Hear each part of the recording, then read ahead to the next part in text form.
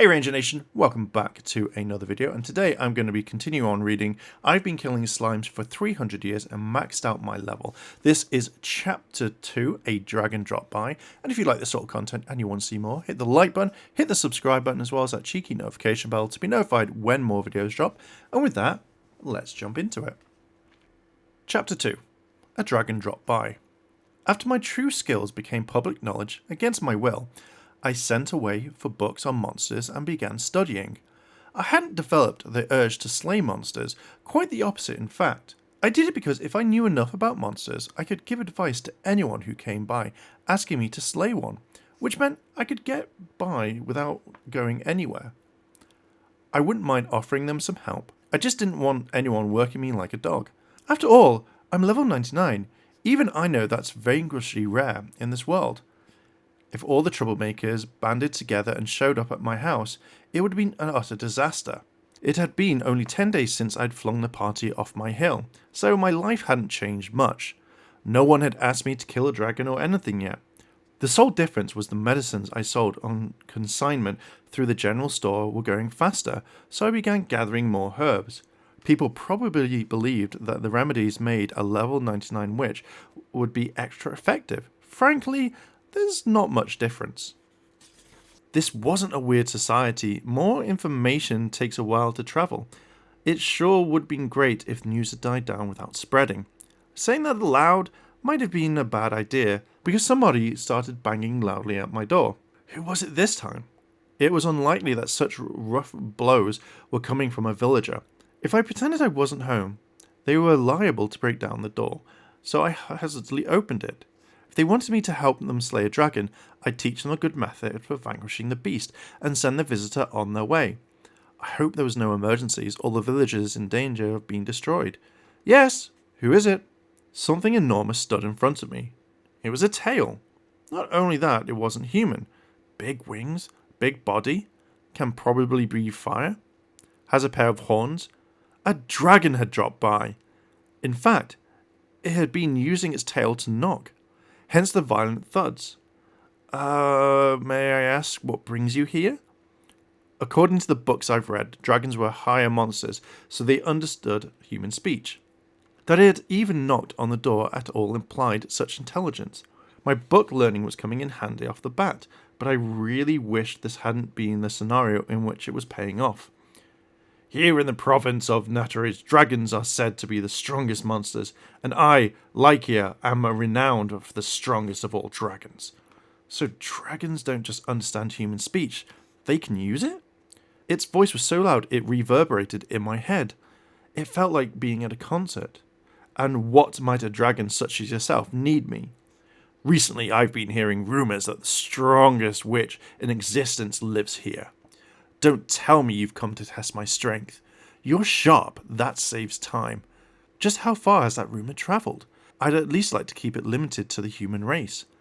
This could have been worse. No one had asked me to defeat a dragon. The dragon had come to me. I don't want to be known as the strongest. Anything, I just accumulated experience points little by little over 3 centuries until it became a huge number. That's all. I'll concede the title of strongest to you. As if I could settle for that. Fight me! Let's make this clear, once and for all. With a thundering nuisance, as I kept saying, I don't run a dojo, so don't come by to bust it. What would you do if I said I don't want to? First, I'd trample your house flat.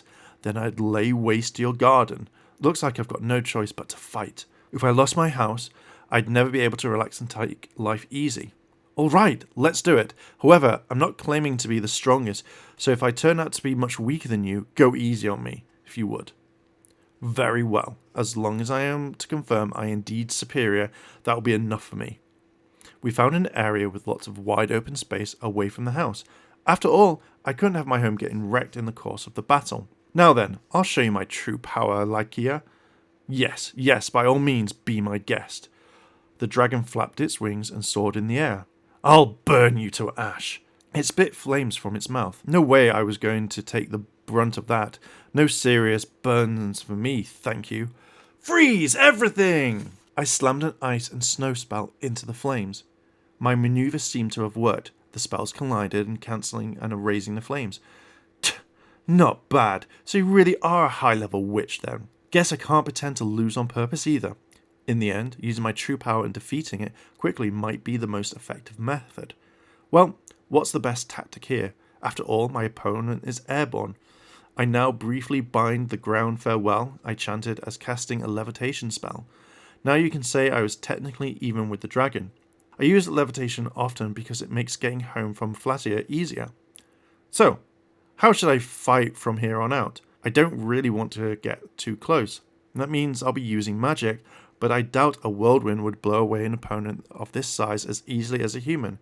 Even if I did manage to knock my visitor out of the sky, if it fell on the village, it would cause massive damage. A lightning attack then? To be honest though, I don't think I could control my power. Unlike slimes, dragons were highly intelligent, and if I killed one, I suspected I'd feel guilty. I'd do my best not to take its life. That left flame or ice and snow, dragons actually breathe fire, so flames might not do anything to them. So it would have to be ice and snow. Mimic me and fly with you the insolence. The dragon raised a hand to slap me out the air, but I evaded easily. That empty swing left the dragon vulnerable. I slipped right close to it. I'll burn you out the sky, the dragon opened its mouth, preparing to spit fire again. Just what I'd been waiting for. I sent an ice and snow spell right in its mouth. Freeze everything! The dragon's jaw was immobilized and it burst out of frost. In one stroke, its mouth had been turned into an ice cave. The dragon panicked, then dropped down to the ground and started running around. I'd done it. This way, I'd plunged my opponent into confusion without having to take its life. Well, got brain freeze. The dragon was so flustered, it was pitiful. You could tell just by watching it, it would run helter-skelter. Wait, running around? I had a bad feeling about this. Don't wreck my house. Whatever you do, don't wreck it. Cold. But the dragon ran towards the house and it bumped the corner. Crunch. The room of the corner caved in. My anger flared. Look! I told you not to wreck it. I got close to the dragon. This is the pain of demolished room. And I punched it. Blah! That one hit knocked the dragon out and it toppled right over onto the plain. It didn't seem to be dead, but the damage was great enough that it wouldn't be able to move for a little while. Since I'd punched it, it's no one's surprise my hand hurt. I should just consider myself lucky it wasn't broken. What power? To think I would fall so ignorantly. The dragon seemed unable to believe the circumstances in which it found itself. For starters, that's a win for me, but more importantly, I looked at the damage of my house. I was absolutely going to make sure I was fairly compensated. Listen, Leica the dragon. I went up to the beast and poked it. You better fix my house. If you don't, I'll never forgive you. My face was smiling, but I don't think my eyes were. Apparently, they managed to convince the dragon that I was more willing to fight. All right, I'll do something about it. So spare me. Don't take my life. I wouldn't do that if I did. I couldn't make you fix this for me, could I? It isn't insured, you know. It didn't look as if the bedroom had been damaged, but there could have been a draft. Maybe I'd stay at the village for a while. I have a fair amount of money saved up at the mountain where I make my home. Would it be alright if I returned to get it? I'd like to use some of it to cover repairs. Come to think of it, I'd heard that dragons tend to collect gold. That's fine, but know that if you run, I'll come put you down. I swear to keep my promise. The dragon flew off somewhat unsteadily. That day I went to the village to find lodgings. Oh, great witch, you must have defeated the dragon. We saw the Tavern very clearly, even from the village. To think that you defeat that creature, I'd expect no less from the great witch. So they all knew. Figures. Dragons were huge, and even from a distance, they were not hard to notice. I'm sorry, I did beat the dragon, but part of my house caved in, so I've come to stay at the village inn for a short while. I'm sorry to have disturbed you.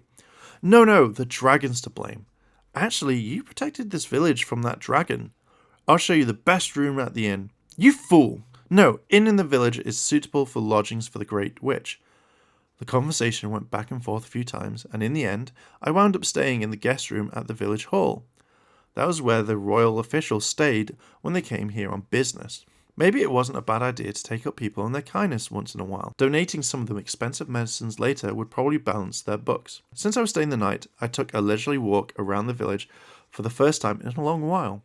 The place seemed livelier than it had when I first arrived 300 years ago. More people too. There were probably several reasons for that, but from what I heard, I was one of them.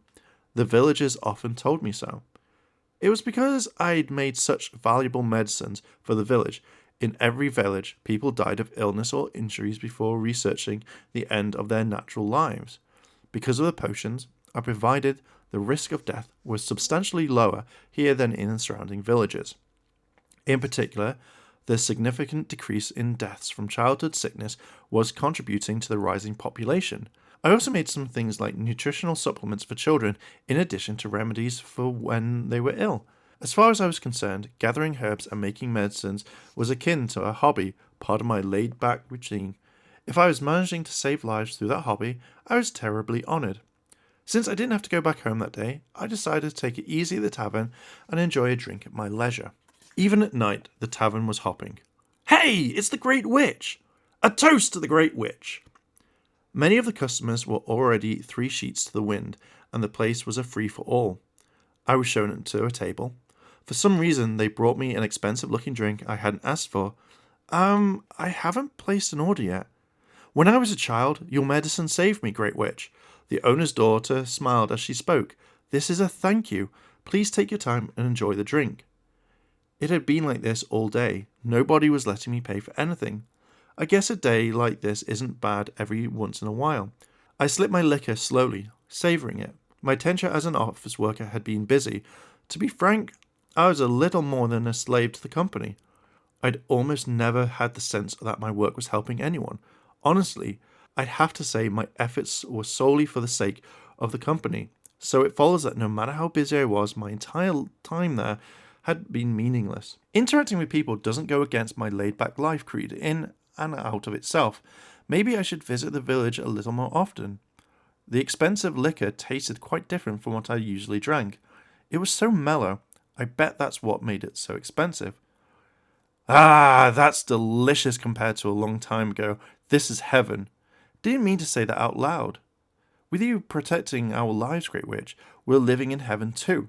When I was young, I spent a long time travelling, and there's no better village than Flatia.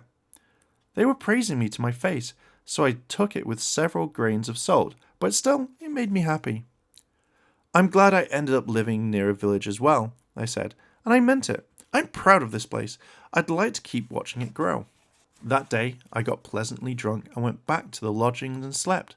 I was a little late getting to bed, but it was still earlier than what I got to knock off during my stint as a corporate slave. Besides, back then, I'd had to wake up around 6 in the morning. Even though it was like 3 centuries ago, I remembered it vividly. The breakfast they gave me was rather extravagant for the village as well. They were treating me like an official honoured guest. I'm glad I'm a witch. I ate breakfast. The milk in particular was incredibly good. Maybe it was fresh from the cow. The food here was more seasoned, more simply than in Japan, and it always seemed to end up tasting flat. When it came to milk, though, the village of Flatia won, hands down. Packaged milk couldn't begin to compare. A hearty thanks to the cows and everyone who made the food. I know, maybe I'll teach them a bit about cooking one of these days. I still remember how from many years in Japan, so I should be able to improvise some of the recipes to teach them. As I absently mulled over this, the person in charge of the cooking strode quickly over to me. Great Witch of the Highlands, there's someone here to see you. Have them wait in the free meeting room then. I'll be done with my meal in 3 minutes. Wondering which villager it would be this time, I stepped into the meeting room. The young girl waited for me with a pair of horns protruding from her head. She looked about the right age for a middle school, 13 or so. Her clothes had a bit of a Lolita flair to them, and the outfit suited her so well that it was obviously her everyday get-up, not cosplay. Who was she? I'd never seen a horned villager before. Actually, the horns meant she wasn't a normal human, did they? I fear I caused you a lot of trouble yesterday. When our eyes met, the girl bowed politely. Yesterday? I don't believe that we've met. There was no way I would have forgotten someone with horns. Oh, I transformed, so it's possible you don't recognize me. Transformed? I didn't rescue a crane or Jitsu statue. I'm Laika, the dragon from yesterday. Say what? Wait, you're a girl? Come to think of it, Laika is a rather feminine name.